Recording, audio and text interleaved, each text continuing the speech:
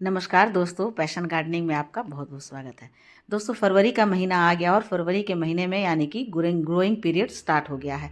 तो अब ज़रूरी है कि हम बहुत सारे पौधों की कटिंग आराम से हम लगा सकते हैं और लगाकर उनके कई सारे प्लांट बना सकते हैं। तो कौन कौन से प्लांट हम लगा सकते हैं जिनकी कटिंग बहुत अच्छे से लग जाएगी, जो प्लांट बहुत ही खूबसूरत होते हैं, कलरफुल होते हैं, लीव्स वाले होते हैं, कुछ इंडोर होते हैं, कुछ आउटडोर होते हैं। तो सबसे पहला प्लांट है सॉन्ग ऑफ इंडिया, जो मेरा पसंदीदा प्लांट भी है। देखिए, इनकी ग्रोथ काफ़ी बढ़ गई थी बरसात के दिनों में, जहाँ तहाँ से उनकी टहनियाँ निकल रही थी। तो इस समय में इनके ग्रोथ बहुत तेज़ी से होगी। तो हम इनके कटिंग को लेकर के बहुत ही आराम से लगा सकते हैं, क्योंकि इनकी कटिंग बहुत आराम से लग जाएगी। देखिए, मैंने कटिंग ले लिया है और कटिंग को लेकर के कटिंग कैसी होनी चाहिए, 5 से 6 इंच की। उसके बाद ड्रेसिना की दूसरी वैरायटी है। ये देखिए, कलरफुल लीव्स वाले, ये भी कितने खूबसूरत लगते हैं। तो जहाँ तहाँ से इनकी भी टहनियाँ बढ़ रही है और बहुत ही लंबी लंबी हो जाती है। तो यदि और नीचे से कई सारे इनके बेबी प्लांट भी निकल आते हैं, तो जो लंबी टहनियाँ हो जाती है वो देखने में बहुत ही ख़राब लगते हैं।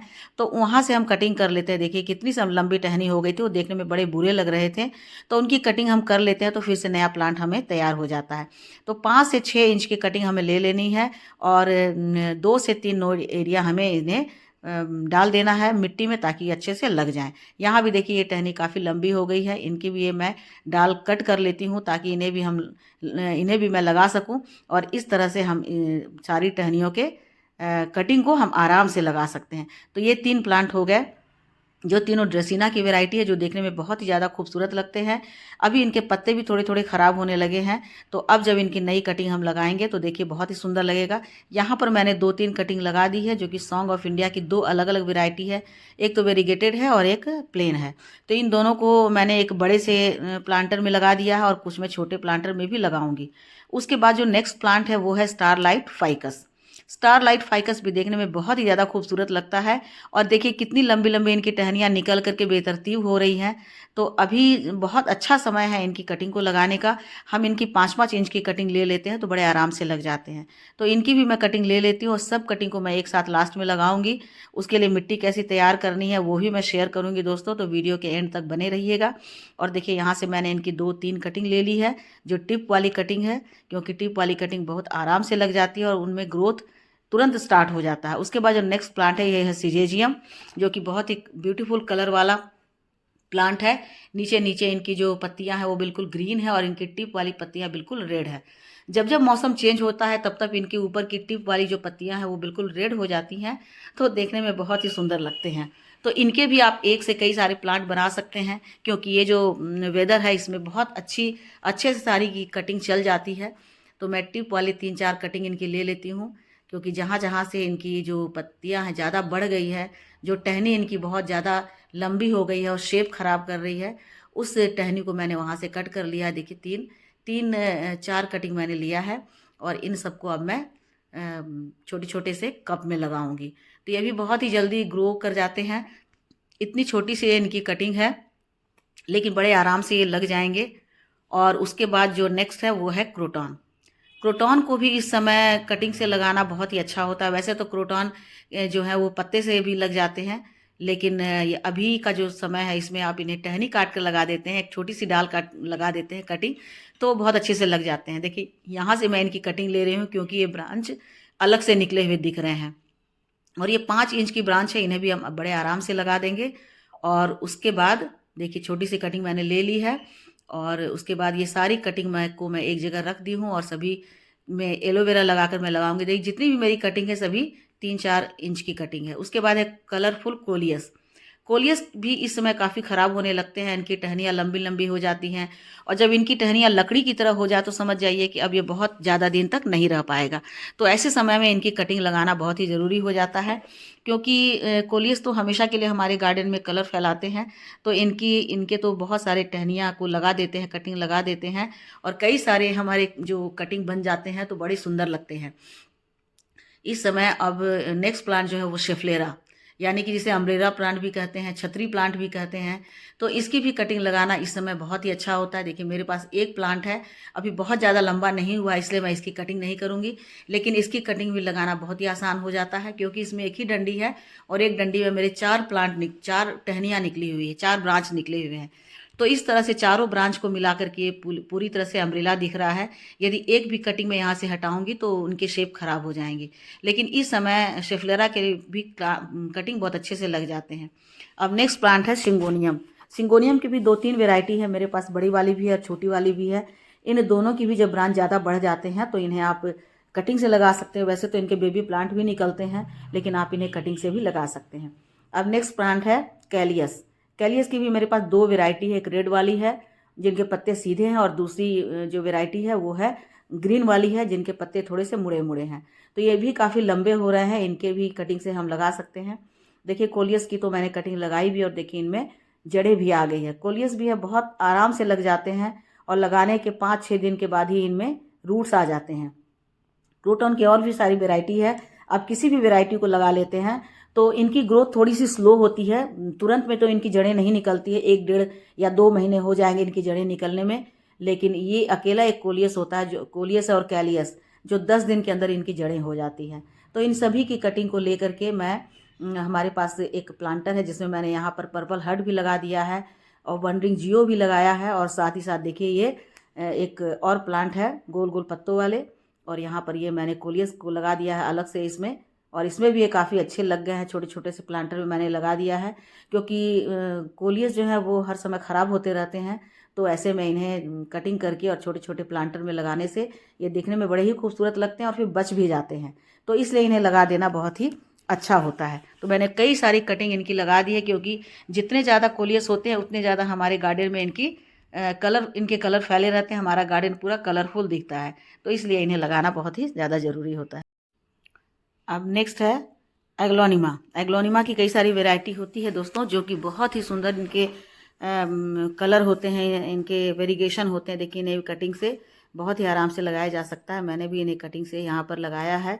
कुछ बेबी प्लांट भी निकले हैं, लेकिन यहाँ पर कटिंग से भी मैंने लगाया, और बहुत इजीली ये कटिंग से लग जाते हैं, क्योंकि ये वैरायटी थोड़े से हार्डी होते हैं।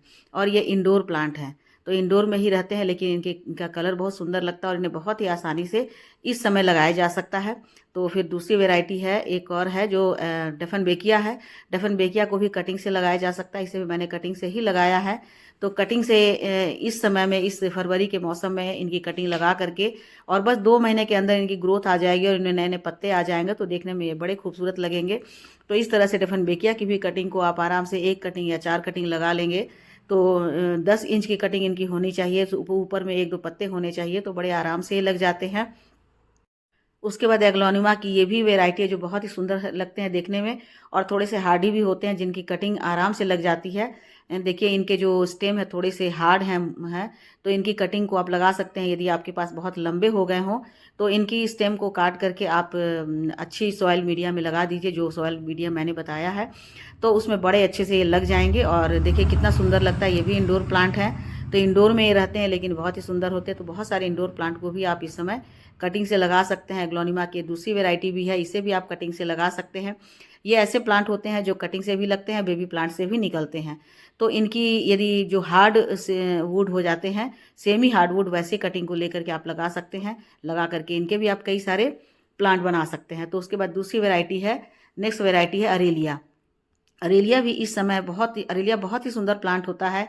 मेरे पास अरेलिया के 3 प्लांट हैं, एक वेरीगेटेड है और 2 ग्रीन है। ग्रीन में भी एक छोटे पत्ते वाले और एक बड़े पत्ते वाले हैं। तो इन तीनों ही वैरायटी की आप छोटी से छोटी कटिंग ले लीजिए, 5 इंच की कटिंग ले करके आप बड़े आराम से लगा सकते हैं, और लगा करके इनके नए प्लांट बना सकते हैं। तो ये भी देखने में बहुत ही ज़्यादा खूबसूरत होते हैं, और ये भी इंडोर में ही रहते हैं। या यदि आप इन्हें आउटडोर रखते हैं तो आप उन्हें ऐसी जगह में रखिए जहाँ पर कि 1-2 घंटे की इन्हें धूप मिले, और उसके बाद बाकी समय ये शेड में रहें, तभी ये बड़े अच्छे चलेंगे। मैंने तो इन्हें इंडोर रखा हुआ है, और ऐसी जगह मैंने रखा हुआ है अपने बरामदे में जहाँ पर छन करके इन पर धूप पड़ती है, तो इनकी ग्रोथ काफ़ी अच्छी है। मैंने इन्हें कटिंग से ही लगाया था लास्ट ईयर, और देखिए 1 साल में इनकी ग्रोथ कितनी अच्छी हो गई है। तो इस तरह से आप अरेलिया की भी कटिंग लेकर के लगा सकते हैं। और तब नेक्स्ट वेराइटी है सिंगोनियम की भी। देखिए यहाँ से मैंने कट किया है और कट करके मैंने लगाया था। 2-3 जगह मैंने कट करके इनकी कटिंग को लगाया, और सब जगह मेरी कटिंग जो है वो सक्सेसफुल हो गई है। तो कई सारी कटिंग लेकर के आप लगा सकते हैं। और बस जिस जो लगाने का तरीका मैंने बताया उसी तरह से लगाएंगे तो आपकी कटिंग 100% सक्सेसफुल होगी। तो अब जो नेक्स्ट वेराइटी है वो है सिंगोनियम की एक और वेराइटी, जो कि जनरल नहीं है, इसे भी मैंने कटिंग से लगाया था और लगाए हुए मुझे 6 महीने हो गए हैं। मैंने बरसात के समय में लगाया था और देखिए कितनी अच्छी ग्रोथ है। तो इन्हें भी मैंने यहाँ पर लगाया, तो ये बेबी प्लांट से निकले हैं। तो ये बेबी प्लांट से भी होते हैं और इनकी कटिंग भी लगती है। तो अभी मैं आपको दिखलाती हूँ कि कटिंग किस तरह से इनका लगाया जा सकता है। मेरे पास दीवार के पास बहुत ही बड़ा सा प्लांट ये लगा हुआ है। देखिए इनमें एरियल रूट होता है, तो बड़े आराम आराम से इनकी कटिंग लग जाती है और मैं एक छोटे से बॉटल में इन्हें लगा देती हूँ, वहाँ पर ये बड़े अच्छे से चल जाएंगे। तो दोस्तों किसी भी प्लांट को लगाने के लिए सबसे ज़्यादा ज़रूरी है उनका पॉटिंग मिक्स। यदि पॉटिंग मिक्स सही नहीं होता है तो प्लांट हमारे नहीं चलते, हमारी कटिंग नहीं चलती है। तो यहाँ पर मैंने थोड़ी सी गार्डन सॉइल ली है और 50-50% मैंने ले लिया है यहाँ पर कोकोपीट और लीफ कंपोस्ट, क्योंकि लीफ कंपोस्ट में कोई भी कटिंग बड़े आराम से चलती है और कोई भी बीज आप लगाते हैं तो बहुत आराम से वो जर्मिनेट हो जाते हैं। और थोड़ा सा मैंने इसमें फंगिसाइड ले लिया है, क्योंकि फंगिसाइड लेना ज़रूरी होता है, किसी तरह का कोई फंगस नहीं हो। ये जो वेदर होता है, जो मौसम होता है, जो मंथ होता है, इस मंथ में सारे ग्रोइंग पीरियड तो है ही, लेकिन फंगस भी इस समय बहुत एक्टिव हो जाता है। तो इसलिए किसी भी कटिंग को लगाने के लिए हमें फंगिसाइड बहुत ज़रूरी है। तो मैंने यहाँ पर फंगिसाइड भी इसमें डाल दिया और तीनों चीज़ को मैंने अच्छे से मिक्स कर लिया है। और अब मैं छोटे छोटे से प्लास्टिक के ग्लास ली हूँ, जिसमें के बॉटल में मैंने होल कर दिया है ताकि उसे फिल कर सकूँ। तो इस तरह से दोस्तों पॉटिंग मिक्स बना लिया है और अब बारी आती है सभी ग्लास में इस पॉटिंग मिक्स को डालने के लिए। और डालने के पहले मैंने सारे जो कटिंग्स हैं उन सारी कटिंग को एलोवेरा जेल में डिप कर लिया है, क्योंकि एलोवेरा जेल जो होता है वो रूटिंग हार्मोन का काम करता है। तो एलोवेरा जेल में डिप करके सारी कटिंग को इस छोटे छोटे से ग्लास में लगा दिया गया है और लगाने के बाद इनमें पानी डाल दी हूँ मैं। और डालने के बाद अब बारी आती है इन्हें प्लेस करने की। इन्हें ऐसी जगह प्लेस करना है जहाँ पर इन्हें ह्यूमिडिटी भी मिलती रहे और शेड भी मिलती रहे। तो मैं बड़े बड़े प्लांटर में ही इन्हें रख दूंगी, बड़े बड़े प्लांट के नीचे, ताकि उन्हें ह्यूमिडिटी भी मिलती रहे और साथ ही साथ वो शेड में भी बने रहे। तो इस तरह 10 दिनों में ही इनकी रूटिंग का जो काम है वो शुरू हो जाएगा और इनमें 10 दिन के बाद इनमें थोड़ी थोड़ी सी आपको ग्रोथ भी दिखलाई देने लगेगी। साथ ही साथ आप देख रहे होंगे कि पत्तों के जो टिप है वो मैंने काट दिए हैं, क्योंकि पत्तों के टिप काट देने से पत्तों की ग्रोथ नहीं होगी और सीधे सीधे कटिंग जो है अपने रूट को डेवलप करने में एनर्जी लगाएगा। तो इस तरह से करके आप इस मंथ में बहुत सारे कटिंग को तैयार कर सकते हैं और बहुत सारे प्लांट को तैयार कर सकते हैं दोस्तों। तो वीडियो अच्छी लगी हो तो लाइक शेयर कमेंट कीजिएगा और मेरे चैनल पे नए हैं तो मुझे सब्सक्राइब भी कर लीजिएगा। मिलती हूँ अगले वीडियो में एक नई जानकारी के साथ। तब तक मेरे साथ बने रहें और अपना ढेर सारा ख्याल रखें। Thank you.